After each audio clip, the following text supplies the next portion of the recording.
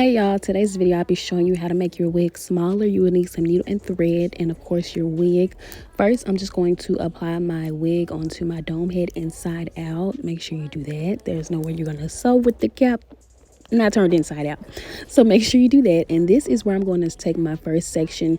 I am going to take about 3 rows out. So as far as the first row, I am going to bring those 2 tracks closer together. That's pretty much how we are going to make the wig smaller. We're going to do this about 3 times.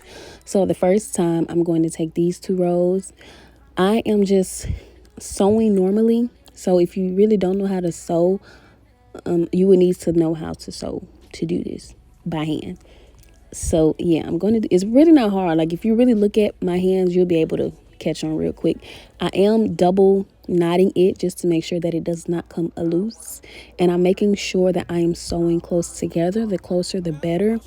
It's really not much to say about this tutorial because it's really just sewing the tracks together. I was having a hard time because you want to make sure that you don't sew through the tracks. Make sure the needle is going under and on top of the tracks when you are bringing them close together. So I'm just going to let y'all watch and I'll be back.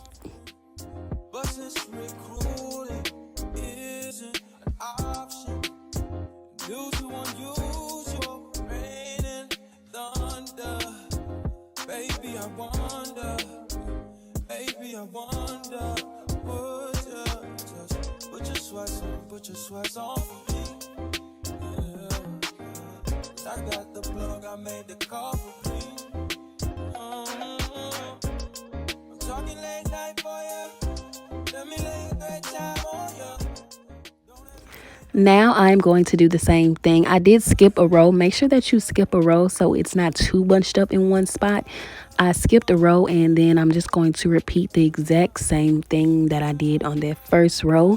When you need to decide if you need to do another row or not, you have to take the wig back off of the dome head and measure it to make sure that it's the size that it needs to be. So make sure you do that because that'll determine how many rows you need to fix. Like I said, in this video I fixed 3 because this cap was a medium and I needed to make it a small for my client. So I did that.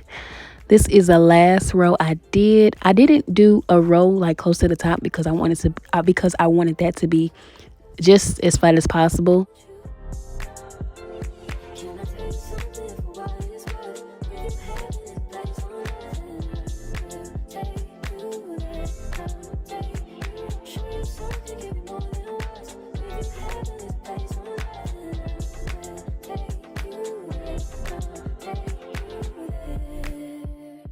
Now we are going to take the wig off the dome head to make sure everything is nice and neat and flat.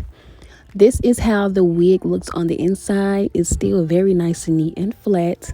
Also, you can see the tracks are very close together. This is how they would look before.